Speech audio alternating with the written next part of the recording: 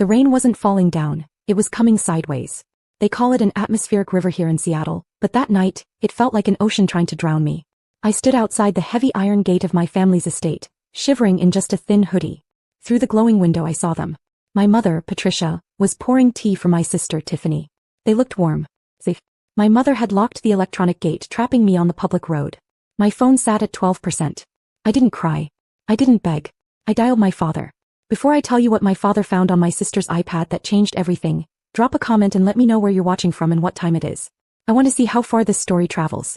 The cold wasn't just on my skin. It was inside my bones. My jaw was shaking so violently that my teeth clicked together like dice in a cup. I tried to tuck my hands into the sleeves of my hoodie, but the fabric was already soaked through, heavy and useless against the biting wind coming off the Puget Sound. My fingers felt like foreign objects, numb and clumsy, clutching my phone like a lifeline. 20 minutes. That was all it took to go from sitting at the dinner table to standing in a hypothermic nightmare. I closed my eyes and the memory of the warmth hit me harder than the rain. 20 minutes ago, the living room had been smelling of roasted garlic and rosemary. I was setting the table. Then came the scream. Tiffany ran down the stairs, her face a perfect mask of devastated innocence. She was sobbing, holding her phone out like a weapon. She said $12,500 was gone. Transferred out of her account. Stolen. That money was her inheritance from our grandmother, the fund specifically set aside for her summer camp in Europe. She pointed a manicured finger at me and said I must have used her Face ID while she was napping. I didn't even get a chance to deny it. I didn't get to ask for proof. My mother, Patricia, didn't look at the phone. She didn't check the bank app. She just looked at me.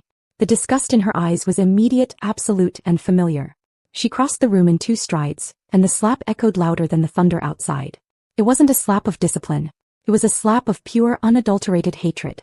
She grabbed my arm, her nails digging into my skin, and dragged me to the door. She threw me out like I was garbage she'd forgotten to take to the curb. Standing there in the dark, watching the rain slant through the security lights, I realized why I wasn't banging on the gate. Any normal teenager locked out in a storm would be screaming. They would be pressing the intercom button, begging their mother to have mercy, apologizing for things they didn't do just to get back into the warmth. But I stayed silent. I realized something in that freezing darkness, something that psychiatrists call the trap of normalized cruelty. My mother wasn't trying to teach me a lesson. She wasn't misguided. She was enjoying this. I could feel her gaze from behind the curtains. She was waiting for me to break. She wanted me to fall to my knees and plead so she could feel benevolent when she finally decided to let the wet dog back in. She had spent 15 years normalizing this dynamic, making me the villain so Tiffany could shine as the golden victim. If I begged, I was validating her world. If I screamed, I was giving her the emotional reaction she craved. The realization killed the fear instantly. It replaced the shivering panic with something cold and hard and sharp. I wasn't a daughter to her. I was a prop in her power fantasy. And I was done playing my part. I wiped the water from my eyes. I didn't look at the window again. I looked at the road, watching for headlights. I wasn't waiting for a parent. I was waiting for a witness. I was waiting for my father. Then I saw them. 2 beams of white light cutting through the downpour like lasers. My father's SUV didn't slow down as it approached the estate entrance. He knew the gate code. He knew the remote frequency. But he didn't use either of them.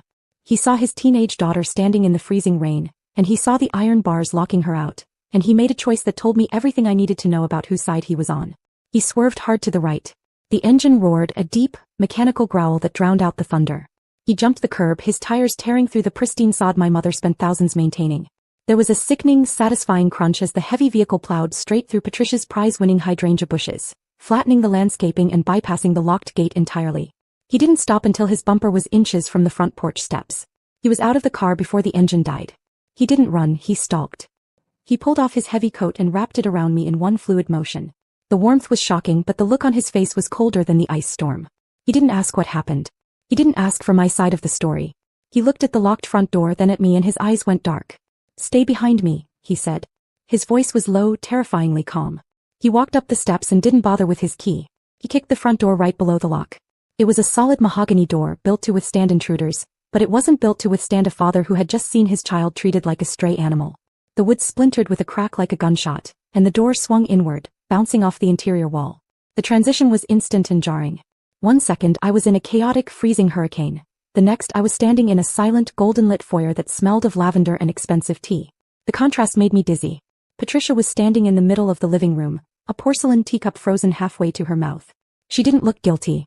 She didn't look horrified that her husband had just driven across the lawn and kicked in the door. She looked annoyed. She looked like a hostess whose dinner party had been interrupted by a rude guest. "Have you lost your mind, Robert?" she snapped, setting the cup down with a sharp clink. You ruined the flower beds. I told you I was handling her discipline. She needs to learn that actions have consequences. My father didn't even look at her. He didn't validate her with an argument. He didn't scream about the cold or the cruelty or the fact that I could have died of hypothermia. He walked right past her, his wet boots leaving dark muddy streaks on the cream-colored Persian rug. He walked straight to the sofa where Tiffany was curled up under a cashmere blanket, looking wide-eyed and fragile, clutching her iPad to her chest like a shield. Robert, don't you dare ignore me, my mother yelled, her voice rising an octave. Your daughter is a thief. She stole $12,000.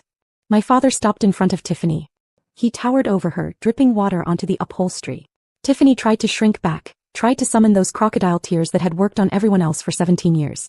She opened her mouth to whimper to play the victim, but my father held out his hand. Give it to me, he said. It's private. Tiffany squeaked, looking at Mom for help. I said give it to me. He didn't wait. He reached down and ripped the iPad out of her hands. That's my property. Tiffany shrieked. It wasn't a scared sound anymore. It was the entitled screech of someone who had never been told no in her entire life. She lunged for the device, her manicured nails clawing at Dad's arm, but he held it high, out of her reach, like he was keeping a dangerous toy away from a toddler. Give it back to her, Robert. Mom shouted, stepping between them. You are violating her privacy. You have no right to treat your daughter like a criminal in her own home. I pay the bill, he said, his voice cutting through their noise like a blade. I own the account. I have every right. He didn't waste time guessing her passcode. He didn't argue about ethics. He walked over to the 80-inch OLED screen mounted above the fireplace, the one Mom usually kept on a loop of serene landscape paintings to impress guests, and tapped a single icon on the iPad. The screen flickered. The peaceful mountain meadow vanished. In its place, Tiffany's home screen appeared, magnified to a terrifying 4 feet wide. Robert, stop this immediately. Mom yelled, moving to block the TV. Move, he said. He didn't shout it. He didn't have to. The sheer weight of his authority pushed her aside. He opened the Venmo app. There was no hacking involved, no technical wizardry. It was just there, right at the top of the transaction history. Sent to Lux Life Resale. $12,500. Memo. Investment piece. The silence that fell over the room was heavy, suffocating. Mom stared at the number on the giant screen. She blinked, her mouth opening and closing like a fish on dry land. That proves nothing, she stammered, desperate to keep her worldview from collapsing. Sierra could have done that. She could have stolen the iPad while Tiffany was sleeping and made the transfer. Is that right? Dad asked. He swiped up. He opened the mail app. The latest email was time-stamped 3 hours ago. Subject: Your order has shipped. Sender: Chanel Official. The tracking number was live. The delivery address wasn't my room. It wasn't a locker. It was addressed to Tiffany St. James, care of her best friend's house 2 streets over. Did Sierra order a $5,000 handbag to your friend's house, Tiffany? Dad asked, turning to look at her. Did she forge the confirmation email too? Tiffany was shaking her head, tears streaming down her face, but they weren't the cute, sympathetic tears she used on Mom. These were the ugly, splotchy tears of a cornered animal. I needed it, she sobbed. Everyone has one. You don't understand the pressure. But that's not the worst part, Dad said. He wasn't done. He swiped again. He opened her messages. He didn't have to scroll far. The group chat pinned at the top was active. The last message had been sent 5 minutes ago. Right while I was freezing at the gate. Right while Mom was pouring tea. On the screen, in high definition, everyone read Tiffany's words. OMG you guys, it actually worked. The loser is literally freezing outside the gate right now. Mom is totally buying it. She's pouring me tea. I'm a genius. Bye-bye, Sierra. Attached to the message was a photo. A blurry, zoomed-in picture taken from the living room window. A picture of me standing in the rain, shaking. The golden child narrative didn't just crack. It shattered into a million irreparable pieces. Dad stared at the message, reading it once, twice, 3 times. Then he slowly turned to look at Mom. You said you were protecting the family, he whispered. Look at that screen, Patricia. Look at what you were protecting. She's 16, Robert. Mom's voice was shrill, desperate.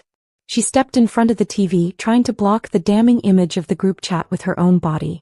It's just a mistake. She was acting out. Girls her age do stupid things when they feel threatened. We can return the bag. We can get the money back. It's just money. Just money, my father repeated. His voice wasn't loud.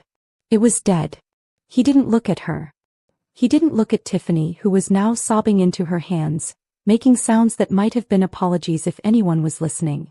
He looked at the iPad in his hand. He wasn't done. He had seen something else in the mail app, something that had caught his eye before he switched to the messages. "Move, Patricia," he said. "No. You've made your point. You've humiliated her enough." He didn't argue. He just stepped around her, tapped the screen, and the TV shifted again. He wasn't looking at the inbox anymore. He had opened the trash folder. "What are you doing?" Mom demanded, grabbing at his arm. "Stop digging. You're just trying to find reasons to hate her." "I'm trying to find the truth," he said. He opened a deleted email on the large screen so no one could miss it. It was an acceptance letter, sent yesterday, for a full scholarship to the Summer STEM initiative. I had waited weeks for it, convinced I hadn't gotten in. But I had. Dad whispered, stunned. "She got in yesterday." Then we saw the reply, sent 20 minutes later from my account while I was at practice. It declined the offer and was immediately deleted. The silence shifted. This wasn't theft. It was sabotage. Dad turned to Tiffany, his voice breaking. "You didn't just steal from her. You found her acceptance, declined it, and erased it so she'd never know." She froze. Mom had no defense this time. I stepped forward, no longer cold. "You didn't want the money. You wanted to destroy my way out, because you're afraid I might actually be better than you." For the first time, Mom didn't protect her. Then her expression hardened into entitlement. She stood, smiled thinly, and ordered us out of her house. Dad didn't argue. He called the sheriff. When Sheriff Miller arrived, Dad handed him a legal document. The house was held in trust, for me. Mom's right to live there depended on keeping me safe. By locking me out in the storm, she violated the trust and evicted herself. The ruling was immediate. 10 minutes to leave. I watched them escorted into the storm. No longer powerful, no longer protected. When the door closed, the house felt quiet and safe for the first time. Later, my dad made hot cocoa like he used to when I was little. The scholarship was reinstated. I accepted it. They thought ownership meant control.